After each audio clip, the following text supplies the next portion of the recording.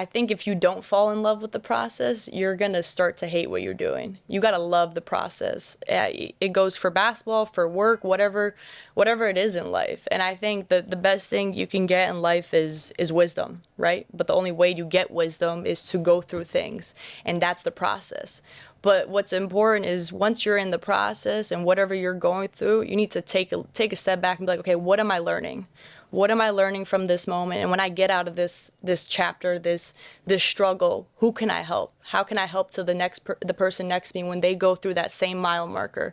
And that's how I've always kind of looked at things. People, when I went through my 3 ACLs, when I was a walk-on, when I was a bench player, I was a star player, I was a role player, I was a person who's at the bench, all of those things, but just kind of having that no quit mentality and just trying to persevere through it all. Definitely keep going. Keep going, exactly. Yo, it's your boy Business, aka the Show Venter. I vent about all your favorite shows and all that. BMF, Power Ghost, Power Force, Raising Canaan. Best reaction videos on the internet. I got a special guest right now. I'm not gonna lie. This is Love is Love podcast. This is not a regular podcast. Know what I'm saying? I got one of the best sports broadcasters in the game. Fordham alum and all that. I got Edona Thaqi. What's up? What's up, Dale? How are you? I'm doing Remember great. when I thought this was a love and basketball podcast? Yeah. I was like, wait a minute. But no, thanks for having me on. I'm super excited. Definitely. Like, that was funny though. Yeah, I that was. I was talking to Gigi, right? Yep, Gigi, Yeah. that's my girl right there. She's one of my Yeah. best friends. Yep. Definitely, yeah. She was cool. Like, both of y'all had great energy. I appreciate that. We was at the WNBA draft. Yep, that's where we met, the W draft. Yeah, definitely. When you said that though, I didn't recognize you till afterwards. Remember that? Yeah. This guy came over here, so I recognize you. I'm like, no, you don't. But no, the draft was crazy. I was like, It was I've seen you on TV. Bro. Yep. Definitely. So you went to Fordham, right? You played Yeah. college basketball. Yep, yeah. Okay. So, no, you want to talk about my journey to Fordham? Yeah, Or, let's talk about the journey. You know, for Experience. me, when I was in high school, I had tore my ACL 2 times. So when I wow. decided I want to play at the next level, I played a lot of sports growing up. I did softball, swimming, soccer, all those, but I realized basketball was my true love. So I devoted all my time to it to get to the next level. But like I said, I tore my ACL twice, back to back, a year apart. So it kind of hindered my recruiting process a little bit. So to keep my dreams alive, I stayed home for a year at UConn Stanford, and then I went to a junior college called UConn Avery Point. Played JUCO for a year, which anyone who has played JUCO knows it's not an easy route. But did that for a year, did a good job, played well, we met some great people, and then after that, kind of ran into the same issue of trying to find scholarships available, and a lot of schools were telling me they didn't have any scholarships available. So I was like, all right, I'm going to bet on myself. I'm going to walk on to Fordham. So I actually walked on to Fordham, and I knew it wasn't going to be easy. Like, as a walk-on, you really got to earn your trust, earn your respect from your teammates, your coaches.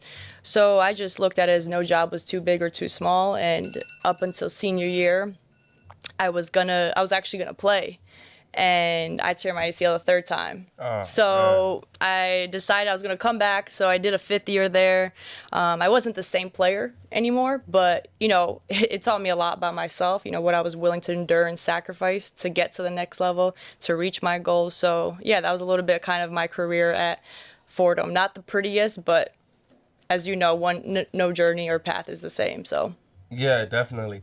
So you tore your ACL 3 times? 3 times. Yeah, you heard that right. Like, yeah, and it's like, what's like the process of getting back? Because I've seen a few big NBA players. Yeah. KD, Klay Thompson. Yep. Like, I see like the process of them coming back is like a lot. I feel like the Achilles is like work. That energy is worse. I feel like that's worse too. Yeah, like that takes a long time. So Yeah. how was the process coming back like? Honestly, people look at the physical aspect, which it is a lot of rehab, but it's also the mental standpoint, where you're at mentally. When I tore my ACL first time, you're like, all right, I was young. I'm like, I could do this. I can get through it. Did it the 2nd time. I'm like, all right. I used to joke around with my friends. I'm like, if I ever tear my ACL a 2nd time, I'm done playing basketball. Then I used to say, if I ever did this thing again, like, I'm done. So when I did it the 3rd time, it was the worst for me because I knew how much it took to get back to where I was. And the physical aspect of trying to get back in shape, make sure your muscles are strong, is just, it's difficult. You know, you have to learn how to walk again.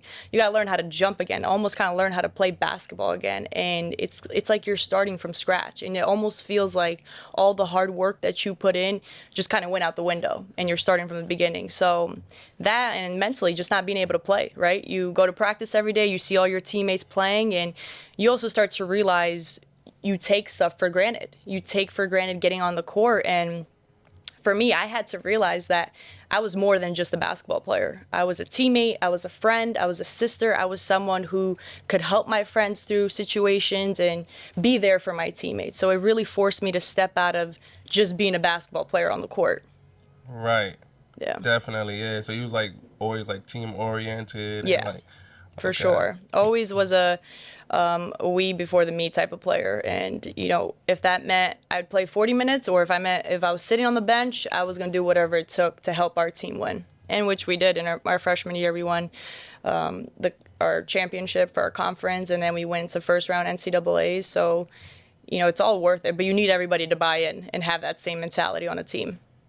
Yeah, definitely. That's important though. Like even like with the NBA, WNBA, like the teams that really win, like for example, the Nuggets, like everybody's buying into their role. Yeah. Like, you know, everybody can't be the star. Like you got 100%. Yeah. You can't. I think Gino once said this. He's like, you know, for Paige Becker, she's the best player on the team, obviously.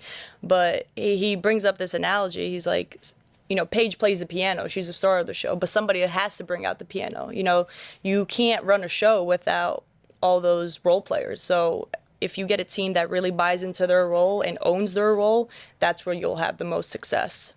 Yeah, definitely. Yeah, that's why I was like, I like a well-rounded team more than like, you know, a big three or. Yeah. You know? Yep.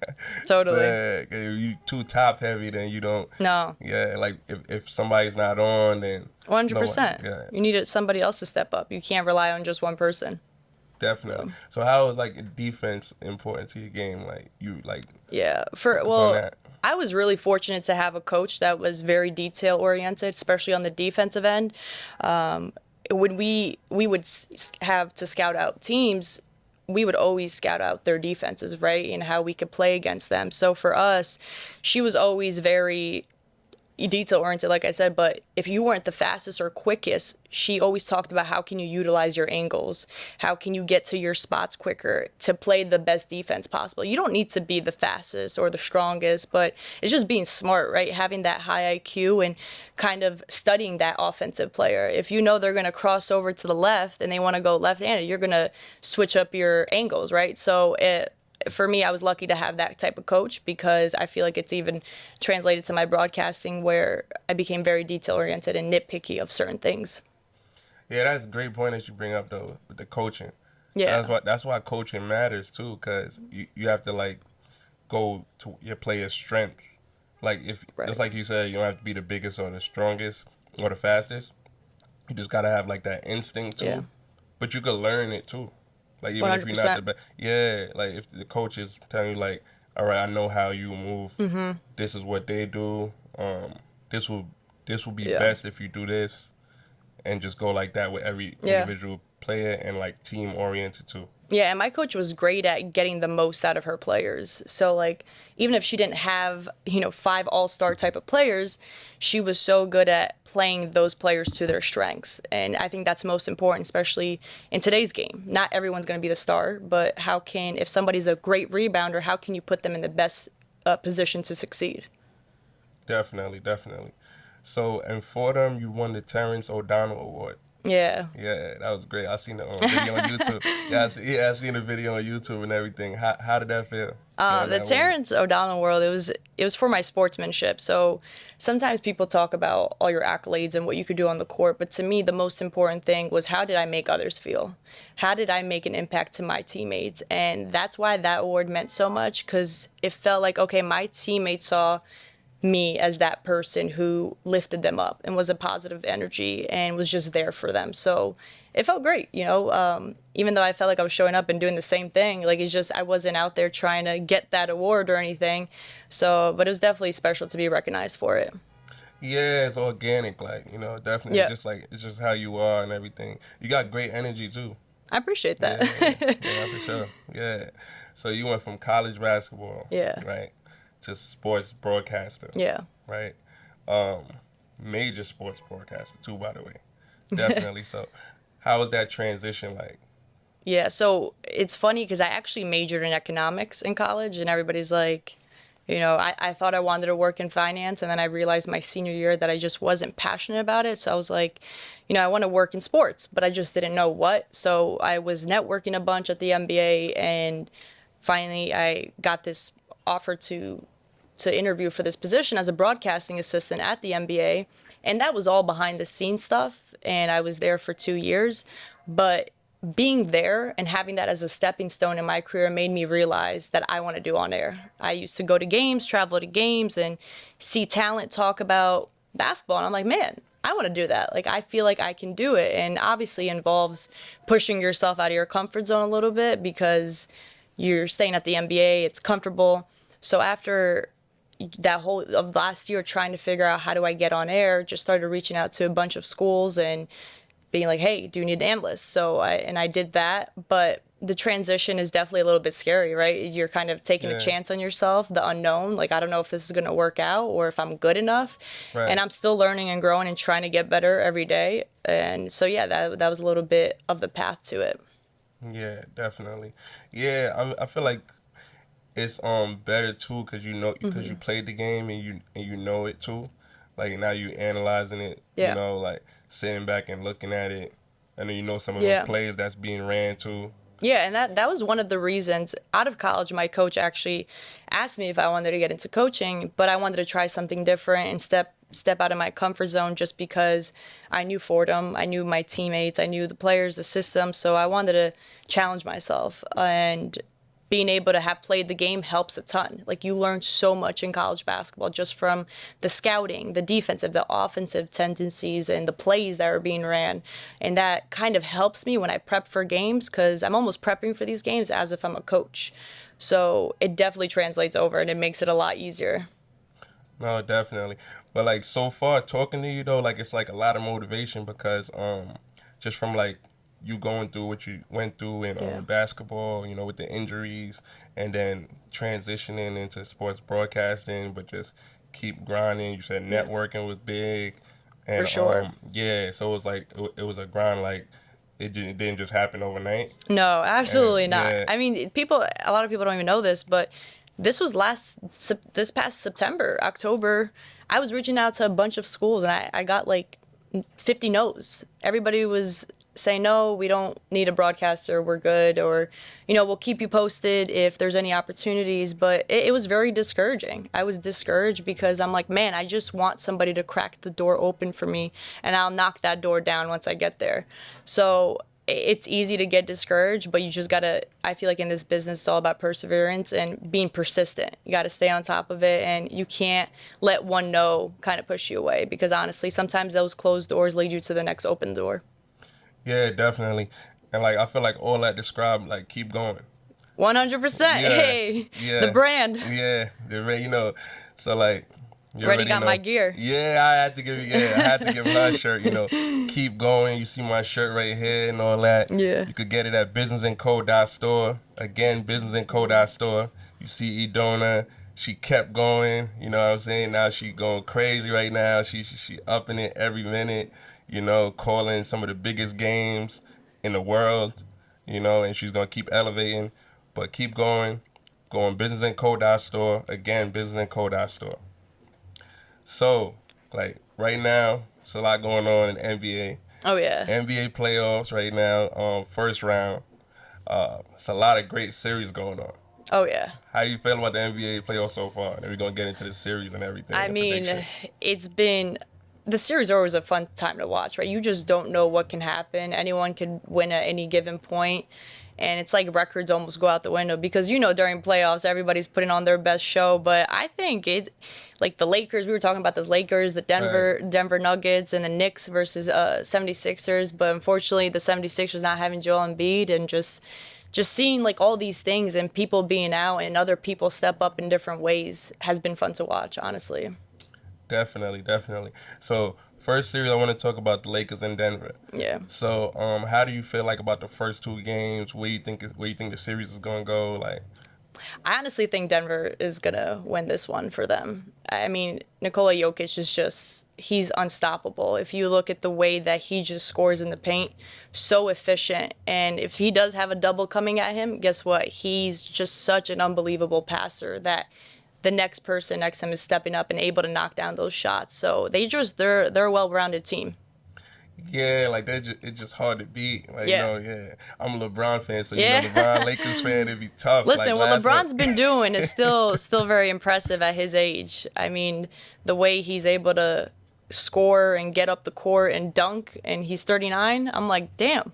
Yeah, it's crazy. Like, he pulling up from 40. Oh yeah. When he's talking about Jokic just now, I'm thinking about Michael Porter Jr. because he don't miss. Like, anytime, he's like, sharp. You could be in his face and he still hit. Like, you could play his best defense, he's still pulling up from like 30. 1,000%. I mean, he's got those type of players on his team. So. Yeah. Jamal Murray too. Oh yeah, Jamal with the buzzer beater. Yeah, the buzzer beater was crazy. And what was it, Anthony Davis playing defense on him? And his arm, Anthony Davis is a big dude, so for him to create that type of separation on that step back is really impressive. It was heartbreaking too. Oh my gosh. I mean, I'd be sad too. Yeah, I knew he was gonna make it though, cause he's lethal from mid range. He's like that clutch. Mm-hmm. Yeah. So definitely. Some of those players live for those moments, They could miss all game, and then all of a sudden, last shot, it's in. So that's exactly what happened because he wasn't playing good that game, and it just turned it up. You look at the Knicks game, too, Dante DiVincenzo, right? Yeah. He missed his first 3, but gets another kick out to him, and he doesn't let that first miss deter his next shot, and he knocks it down, and the Knicks are up. So that was cold. Yeah. That was cold, yeah. I was watching that in real time, like on TV, like. Yep. And I was like, what? Like, the whole sequence was crazy. Totally, I agree. They got a steal and come back. The Garden was loud. Yeah, I mean, the Knicks, in that game, they just did such a good job of playing with pace and, like, really pushing the ball up the floor. And the 76ers just not able to get back in transition. I thought the Knicks killed them in transition and, truthfully, in the second chance opportunities. Right. Offensive rebounds. Yeah. I mean, that was right there. The last play, it was an offensive rebound. So. Yeah, it's just doing all the little things. 100%. Yeah, I feel like that's like super important too. Like. Yeah, I mean, you talk about playing your role too. It's doing those little things makes such a big difference because I forgot who dove on the floor for the loose ball, but if that person didn't dive on the floor for that loose ball, you're not giving your team a second chance, right? So you need those type of players who play with heart and with that type of hustle. Was it Josh Hart or something? I think it was, yeah. Actually, I think it was Josh Hart. He's like one of those players too that you talking about. I don't think it was Jalen Brunson, but Josh Hart is that type of player. Yeah. I'd like to think of him as like a Swiss Army knife. Like, he does everything that team needs. If it's getting a rebound, making an extra pass, getting on the floor, running the floor, whatever it may be, he's just there to do it for that team. Okay. So who you got in that series? I mean, I'm going to go with Knicks. I feel like by default, because we're New York people, but also I think they've just been doing a good job. Do I think the 76ers are a better team? Yes, but you know how it is in the series. When momentum goes your way, if you keep playing that way and they're playing with a chip on their shoulder, so I think they have a really good chance to go into semis. Yeah, and Brunson didn't have a good game yet. That's kind of scary. Yeah, that's 100%. Yeah. So you probably going tonight. Yeah, we'll see. I'll be watching for sure. Definitely. Yeah. So the Suns and the Wolves.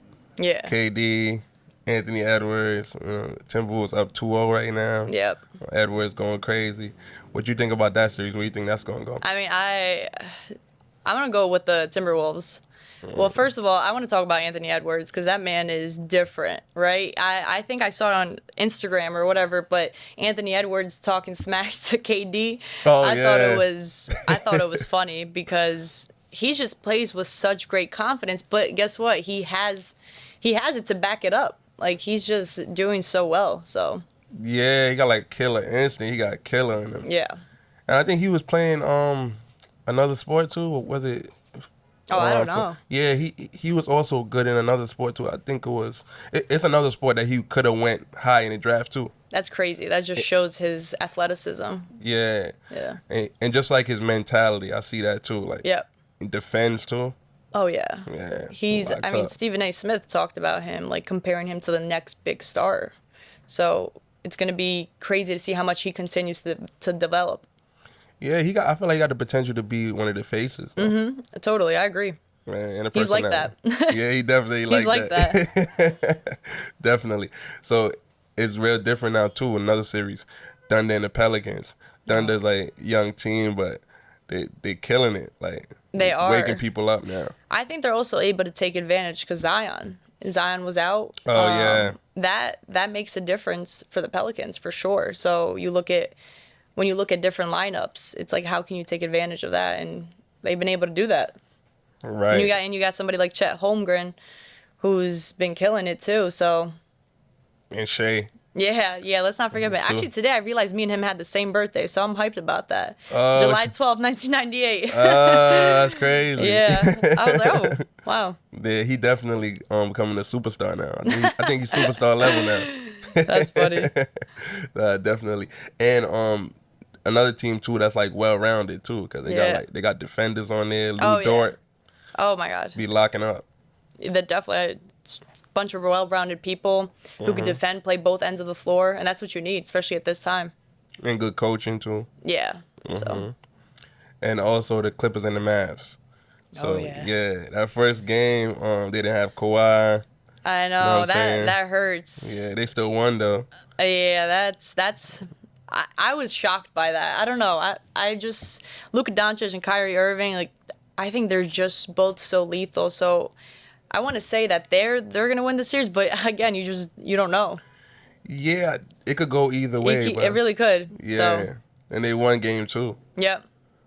So- but they definitely could get hot. Like, at any time, go for 40 each. So I mean, you've seen Luka Doncic when he just goes off. He goes off and makes it look like a quiet 40. yeah, and Kyrie Irving is like a surgeon. Oh my man. gosh, he has the ball on a string. I'm telling you. Yeah, and the Bucks and the Pacers. No Giannis though. Yeah, no Giannis that's hurting It's kind them. of crazy. Yeah. The Pacers too, Tyrese, Halliburton is just, he's killing it too. So, Right. he struggled last game a little bit, but I still feel like they have a lot of different pieces for the Pacers. But for the Bucks, if you don't have Giannis, it's like, who else is stepping up next? Yeah. Bobby Portis, like, don't know. Drew Holiday, so Right. Dame. yeah, Dame. he's putting the team on his back right now. Yeah. I think he had like 33 points last game, but he needs to perform that way. He's gonna have to take majority of the shots, especially with not having Giannis there.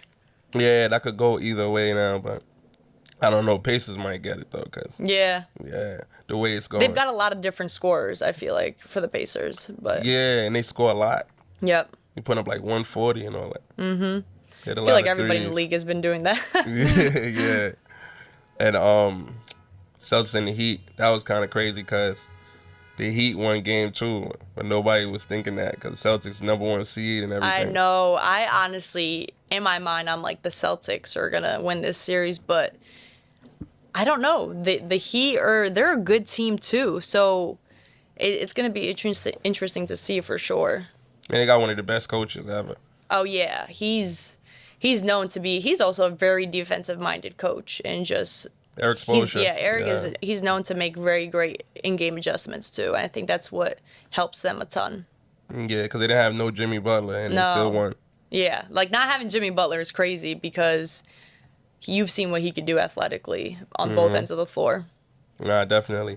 I feel like he makes them great and makes them better, but they also know how to still play without him too, because they play without him a lot Right. and won a lot too. Yeah, and you gotta figure out how to fit the pieces, right? And when you don't have that player, you gotta change up your system a little bit, and that's what he's able to do. So Definitely. And then the last series too, Cavs and the Magic. Man. So yeah, Donovan Mitchell. Donovan he's been, I forgot how many points he had last game, but he looks like he wants this bad, you know? I've seen him live too, and he's just such a good player. Really shifty, crafty, and just has this, you know, his way about him. The way he plays the game, just sees the floor really well too. So yeah, definitely. Like when he first came in the league, he was like, it was like he was been in there for a while, dropping like 20 something in the playoffs. Like I think the first year he was in it, because I think he came in the same time Ben Simmons came in. Yep. Yeah, I think same draft. But yeah, he was killing it since then. So. Yeah. You look a little hungry now. Like yeah, he looks hungry. Yeah. Yeah. So who's your top 5 all time NBA players? I mean, Michael Jordan, Kobe Bryant. I'll go with LeBron James. Get a center in there, Hakeem Olajuwon. Was that 4? Yeah. I think I want to go with somebody younger. I mean, I think I want to go with Allen Iverson too. He's he's nasty, but those are more the old school players. But if you're talking about today's day and age, but trying to think, Anthony Edwards. Oh yeah. He's killing it. KD, LeBron, of course, Luka Doncic, Nikola Jokic. So those are all top 5 high caliber players. But definitely. So. WNBA. I mean, a lot of you could definitely switch up a lot of those. I feel like there's so much talent now, especially young talent. But yeah, it is. It is. Yeah, I feel like the league is in good hands. Yeah. So WNBA now. WNBA, I want to go with my girl Diana Taurasi, Sue Bird. I've loved her game. Brianna Stewart, Asia Wilson, and I want to go with Sabrina Ionescu. Yeah. Nice. Yeah, that's a great 4 right there. So you played for the Kosovo national team, right? How was that experience, Sarah? Yeah, it was honestly one of the best experiences of my life. So after I graduated college, I was asked if I wanted to play for the national team, and I was like, yeah, why not? Like it would be dope, but I needed a dual citizenship because I was born and raised in America. So I was able to get a dual citizenship, and then I went over to play in Kosovo. I was there for the month, but I also had started working at the NBA, so they gave me a month off, and they were like, no, you got to go do this. Like, this is an amazing opportunity. But at the same time, I remember in April, I started working, and the tournament was in June. I was working out. I was working till 2 a.m. At the NBA office, and then I'd wake up and go train and be ready for the national team. And I was still finishing up school. Then I'd go to school at night and then eat, sleep, repeat, do the same thing every day. So that part of my life was just stressful. Like every day I was I would leave my apartment at school at like 7 a.m. and then come back at 1 a.m. So it was just a hectic time. But once I got there, I'm like, okay, now I can focus on basketball. And there's no better feeling or pride than representing your home country, especially a country that was war-torn, right? And my parents immigrated from Kosovo to here to start a new life. And I credit everything to my parents, right? Because if they didn't sacrifice what they sacrificed, I wouldn't be living the life that I live today, because they came here with no money. They didn't know the language. Like my dad was living in a boiler room, just trying to make meat. And long story short, he finally he was working as a busboy at a pizzeria, and he opened up his own restaurant.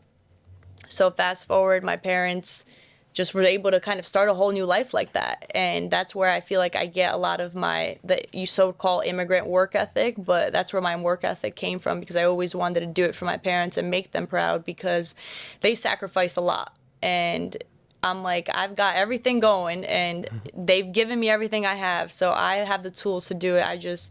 I can't let them down or let those who believe in me down. So yeah, definitely, that's dope. And in Kosovo, I also met the president of the country, so that was really awesome. Like we didn't do too well because we were a really young team, but it was just cool. Like I met all these girls, met the coaches, and now I go back there and I run a basketball camp for underprivileged kids to kind of give back.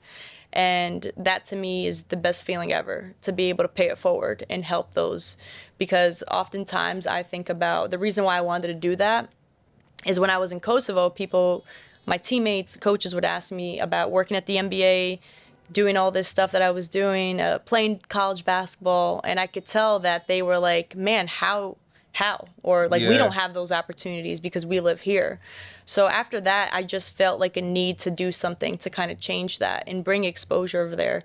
And I thought about how many of these people, players, kids, have the same dreams and goals of, like I did, of working at the NBA or playing Division I college basketball, but can't attain them because they don't have the resources, the finances, the mentorship or role models to do that. So that was part of the reason why I wanted to go back and just make a difference and hopefully get some kids to come here and play basketball on a scholarship.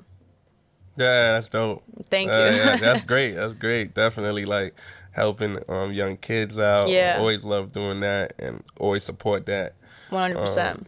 Giving them knowledge and things that Yeah. you went through, you know, so they don't 100%. so they have to go through that and they can know how to like move and Yeah, I different mean, things. and it's teaching them how to use basketball as a tool to succeed in life. Like, you may not make it to the NBA or WNBA or even play D1 basketball, but if you play D2 or D3 or whatever it may be, it's using basketball. Like, what basketball can teach you about perseverance, working hard, playing with a team, becoming a leader, and all of those positive attributes that come along with basketball is using that in life and in your next chapter in life.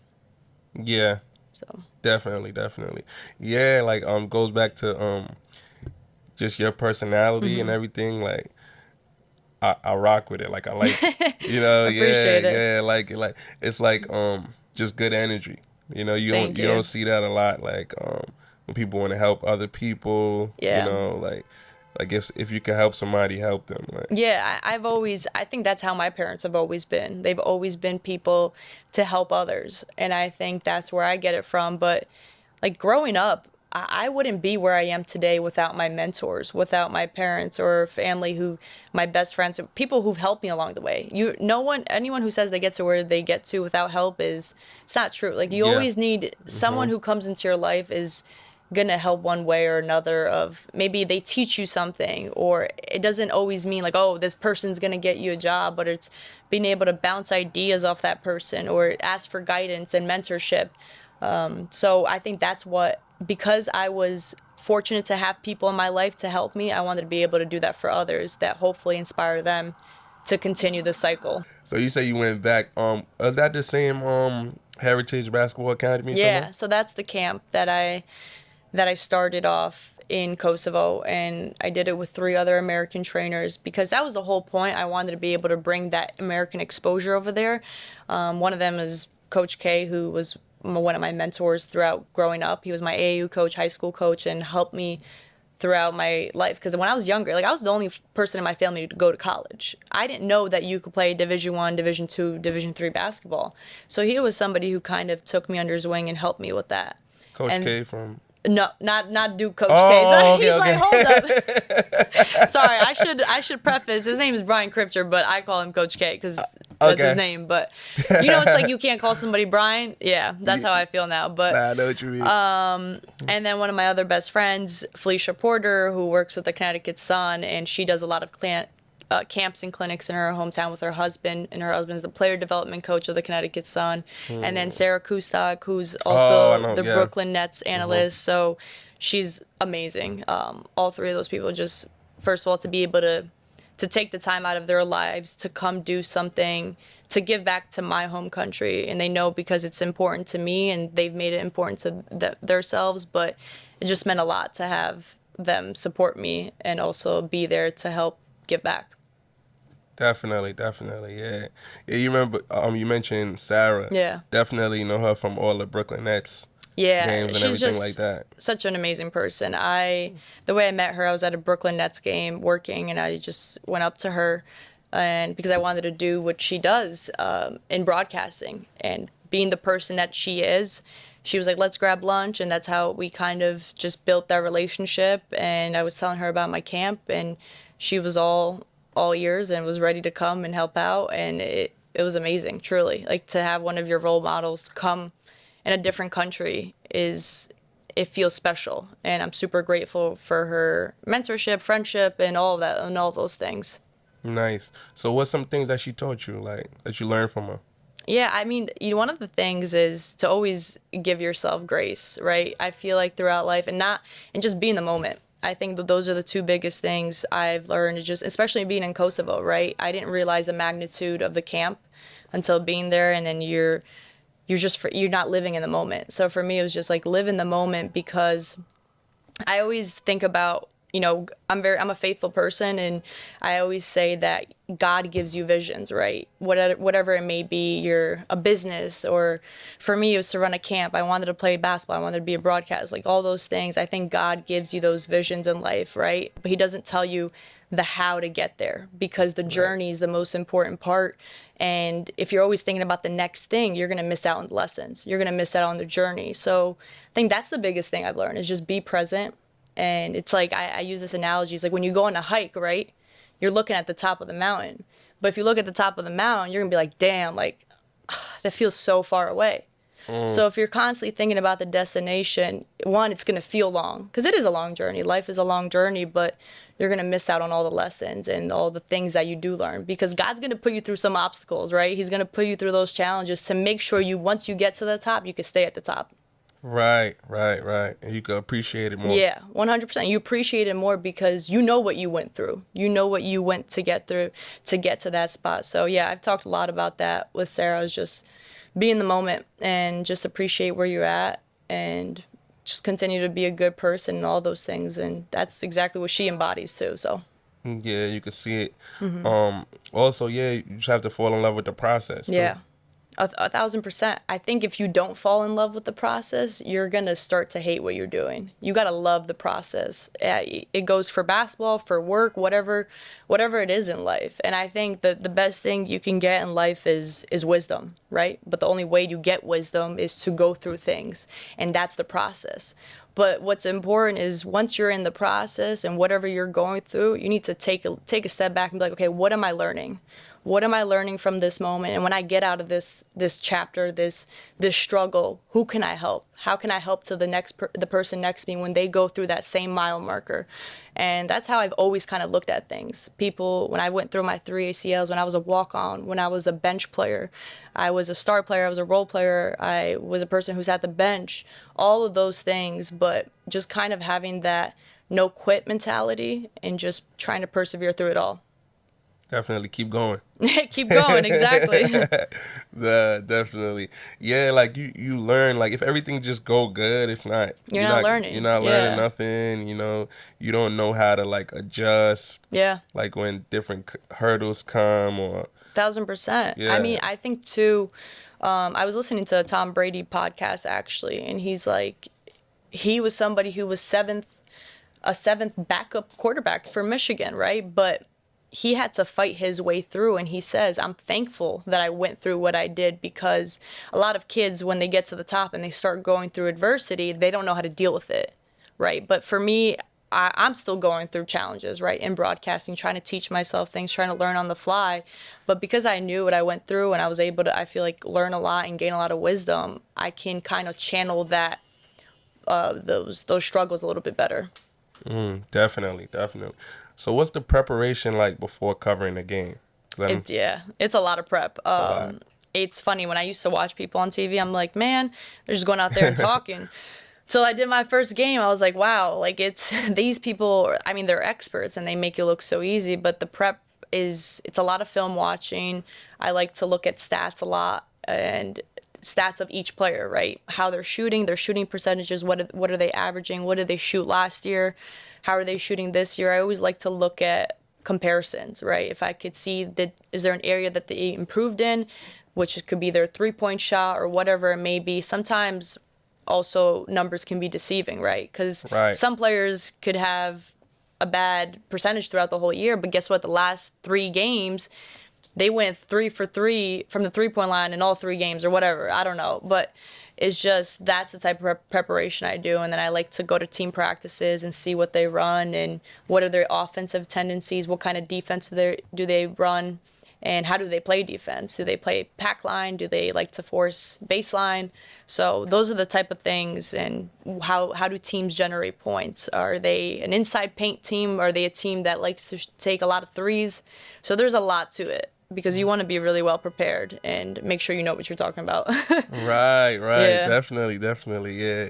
Now that I'm thinking about it, you definitely do need to know because, Oh, like, when I'm yeah. listening to games, you hear it like it's really important because you're watching the game, Yeah. but you're hearing broadcasting, Yep. and you gotta know what you're talking about. Oh, he's like 60 something from the left corner or Yeah. And things also like too, that. it's important to know player style of play. Like for somebody like Nikola Jokic, he doesn't really shoot threes, so you know that's like outside of his game, or you're just watching that player style play and what do they usually do, and to be able to speak to that on the point, because you never want to be in a game and seem surprised at what they just did. You want to Right, also right. kind of feel like you know that that's what they do or don't do. So Definitely. Yeah, you was right about the stats being deceiving though, because you can have like a lot of counting stats. yeah. Well, your plus minus might be low. Yep, it's true, because some people have a rough start to their season, and then the back end of the season they're doing great. So I think that's why I always like to look at game by game stats and see what jumps out, or why was this person held scoreless, or why did they only play. There's somebody who plays 40 minutes. Why do they only play 15 minutes? And then those are things that I'll ask the coach. And the coaches' meetings are super important because you get a lot of information from that. So Definitely. So I'm gonna close it off like this too. So you in sports broadcasting now, right? yep, And I know you looked up to a lot of other sports broadcasters. You studied them. yeah. Who's your top five sports broadcasters right now? Top five. Wow. Yeah. Obviously Doris Burke, Oh Sarah yeah, Kustok, definitely Doris, right? Mike Breen, Ryan Rucco. Those are some Dang, play-by-play. Yeah. yeah, Those are Mike some Green. play-by-play people. I'm trying to think on a fifth person. I'm blanking out, but I think those are, I would say those people. I think Rebecca Lobo's also really honestly Andrea Carter too. There's a lot of great broadcasters. I Yeah, don't know. yeah, it's a lot. It's a There's lot. a lot of great people. I think Andrea Carter and Shanae Agumike have just been killing it lately Yeah, with their Danae. studio stuff. I think their analysis are spot on. But all of those people who I've also had opportunities to chat with, I think they're just all great people, and you look up to those people, and it's amazing that they also want to pay it forward and help others. Definitely. Well, I appreciate you for coming on. Thank you. Definitely, great energy, great conversation. What you think though? I had a great time. Thanks for having me. You talk about my energy, but you also have great energy. So, no, thanks for having me. I thought this was a great conversation, and I love the setup. So, Yeah, so thanks for coming through, come through to do the podcast. It's your boy Business, aka the Show Venter. Vent about all your favorite shows and all that. This is Love is Love podcast. You know what I'm saying? We show love up here. We highlight whatever somebody got going on that's great. We highlight that. Today we was highlighting Edona Thaqi. yep. Yeah, definitely. Tell the people where to find you at. You can find me on IG, E_DONA. But I also want to say, as much as Dale's hyping me up over here, I got to hype him up. I appreciate you having me on. You've got great energy about you, and this was a great conversation, and I appreciate it. So, No, definitely. Appreciate that. But yeah, it's your boy Business. Instagram Business Moving. Twitter Business Moving. TikTok Business is Moving. YouTube Business Moving. Love is Love podcast. Edona Thaqi. We here. Love is love. we're outside.